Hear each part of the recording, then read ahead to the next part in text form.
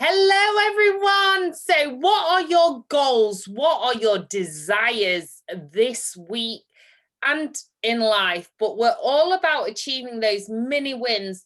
But let's face it, so many of us have got a lot of roadblocks. And hopefully, after last week's session, as we did an environmental declutter, we've got a little more space in our lives. And the week prior, we did one of our head. You can watch those videos back on my vlog on youtube.com/Sophie Mailan. But most of all, quantum coaching is back with us this week, and we're looking at all things. How do we achieve those goals? Like, take the action. How do we be those goals? How do we have them? What do we actually do? Because I'm sure all of us have set goals or manifestations where we're like, it's not worked out, and stopped. But that's not what we want to do. We want to learn what to do to achieve our desires, of course. So go on for it, Emily. What would you like? What is this week? What are we doing? So this week is the creative or the creation part of the Clear Connect creation process. So you're exactly right in what you say, Sophie. A lot of people try manifestation and it doesn't work for them. The thing that's overlooked is the action taking. It's the do part of the be, do, have process. And the things we do, the actions we take, that is how we actively engage with the manifestation process. So it's really no good sitting around with these wishes and desires. Yes, you can feel positively about them, and you can have all the right thoughts that support them. But unless you're actually taking the actions, you're not going to manifest whatever it is you want showing up in your life. So to have what we want, to have our dreams, goals and desires, we must do what is necessary. We must take those actions. But before that, and we've touched on this before, we must be the person. We must connect with our future selves. And this is how we start drawing our future towards us. So to align with our future, we must be that future version of ourselves. So we need to almost create this brain, heart, physical coherence. So how we be our future selves is by thinking like our future selves, having the beliefs that our future self has, and feeling as our future self does. And then we need to start taking the action. So for anyone that's done the visualization technique, we talked about a few weeks ago, we called it essentialization because we're feeling into our future selves. This is kind of a step on for that. So now that you're aligned with it, go back to your visualization and ask that future version, what action did you take first? And then do it in your now life, do it as soon as possible. So that might be a daily practice that you start doing, that might be looking into something, doing a little bit of your own research. But it's really, really important to start taking these actions. Small is fine, and then from there we build on it, because we build confidence. We can actually see that the manifestation process is working. What I would say to people when it comes to goal setting is be quite specific about what that goal is going to look like, because if we don't know what it's going to look like, how do we know when we've got there? So be really specific in what that's going to look like, but don't worry about how it's going to show up. And this is the thing about, the quantum universe. There's infinite possibilities out there. If we're focused on exactly how our dreams, goals and desires are going to present to us, then we're narrowing the field. So we want to be specific in what we want. We want to tap into the feelings of it, because that's what kind of what's the word I'm looking for? That's what encourages us. It's the feelings, because of every action we take, we're always trying to, change this internal state. We're hungry, we don't want to be hungry. What's the action we take? We go and eat something. We don't just sit around wishing that we didn't feel hungry. So it's really important to tap into this future version, find out what actions they took and get to work on them straight away, and then stay open to all the possibilities, opportunities that come your way to start taking other actions, and then just keep building from there. That's so true. And it's like you say, it's actually living that life now. So when people say to me, oh, I want to get fit, because often we focus first on physical, don't we? And actually it is much deeper we need to do first. But what I say is like, well, live that life of that person, because Yeah, if you're still in your same life, it's really hard to then, oh, I just want to be healthier, I just want to be able to play with my kids without getting breathless, or I just want to be able to go on a walk outside without feeling so anxious. And it's about, I'm not saying it's as easy just to do that, but start to at least like mentally exercise what that yeah, person would be doing. And there's so much research that shows us that even like people who've been confined to their bed for weeks, if they are mentally exercising and mentally living that life in their mind, it can be as good as rehearsing the physical self. exactly. Yeah, and like you said, all the science is there. We have, as humans, this innate ability to heal ourselves, and a lot of it does come from the mind. If the mindset's there, it does affect the genetics of the body. When we're doing our beliefs and affirmations and stuff like that, what we're actually doing is changing our neural pathways. We're changing how our brain operates. It's kind of like installing new software. So when you install new software in a computer, your computer, it operates differently. You're optimizing. So yes, this can be used in healing, but why wait until we're in a crisis? Do you know what I mean? Why not use this process to optimize our lives from where we are, and to start getting those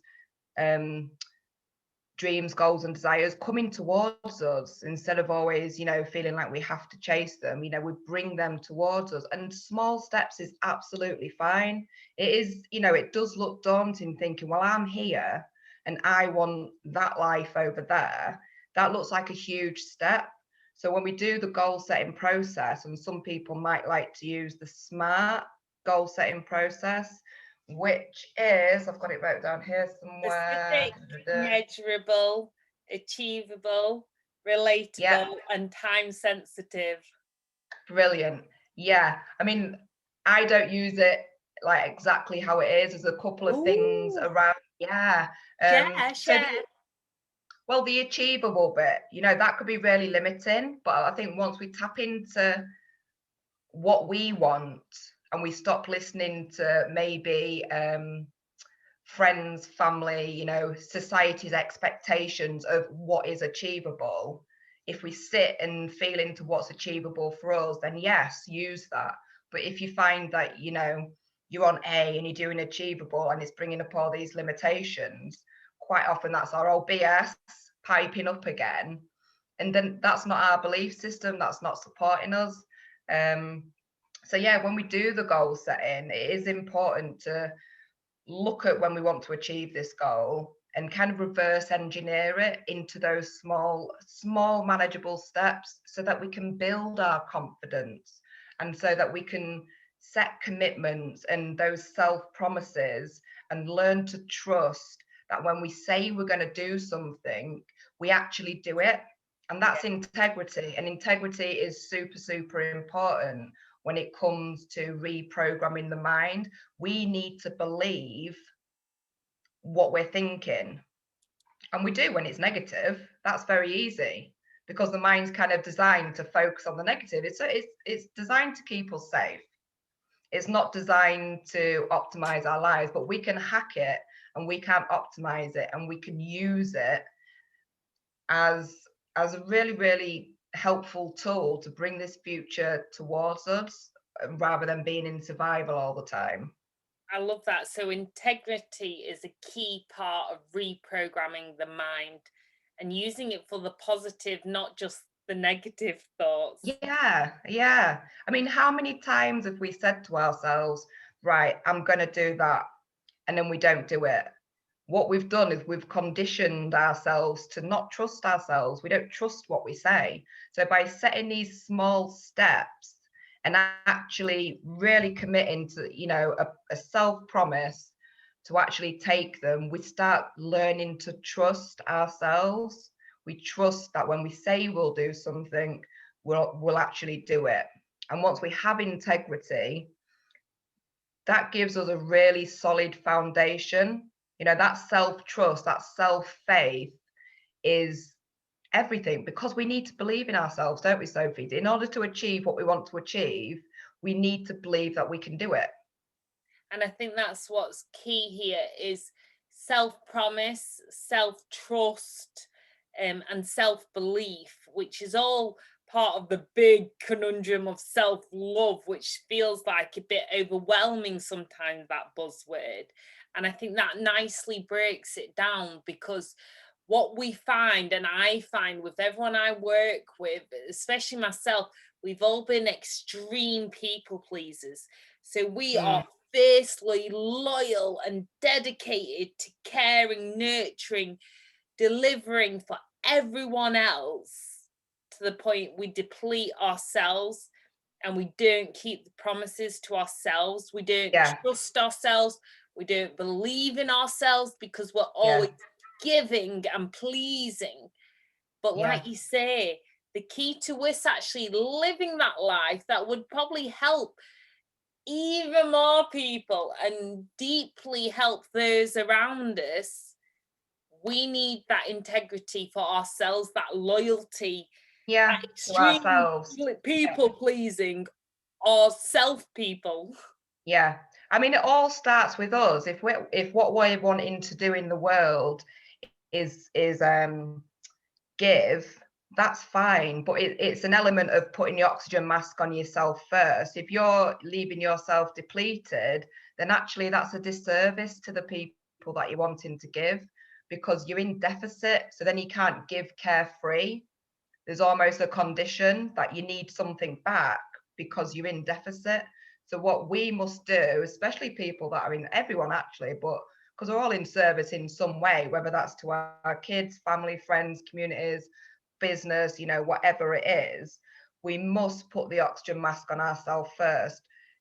And there's quite a lot in social media about, you know, is this selfish? Is it selfish looking after yourself and, you know, prioritizing yourself before your kids, before your partners? I don't see it as selfish. I see it as self-full. And there's nothing wrong with being self-full, fulfilling your self-promises and getting yourself to this place where you're optimizing at your maximum potential. You've got so much to give that you can give carefree. You don't need anything back from giving because you're full. That is so true. So remember that. I've written that down. Self-full. It's not selfish, it's self-full. So give yourself that loyalty, that integrity for self-belief, self-promise. Keep those self-promises as much as you keep a promise to a trusted, best, unconditional friend. It's being self-full and fulfilling ourselves. Exactly. I love that. Perfect. I love it. Thank you so much. Make sure you give Emily Khan a follow at Quantum Coaching. I myself for mindset at Man-Made Blog, for body at The Sparkle Coach, but I'm all about the mind, body, soul, expression, connection, communication, whether that be for you, for your brain, for your booty, through your words, through your dance, whatever is right for you. No one size fits all. This is about being self-full, not selfish. It's self-full. So go on, go believe in yourself, trust yourself, but by doing that, you need to take action. So those self-promises, let's keep those self-promises like we keep a promise to all those that we care for and that we try and please. No, this is now time to assert yourself, have yourself right, your boundaries. This is time for you. Sending you so much peace, love, and shimmies from the Quantum Queens. Thank you. Let us know how you're getting on. Comment below. Any questions, just ask. But most of all, send you all the positivity in the world. Life is full of roadblocks, but together we can stride, strut, hurdle, clamber, climb over them, and do it in true Queen style.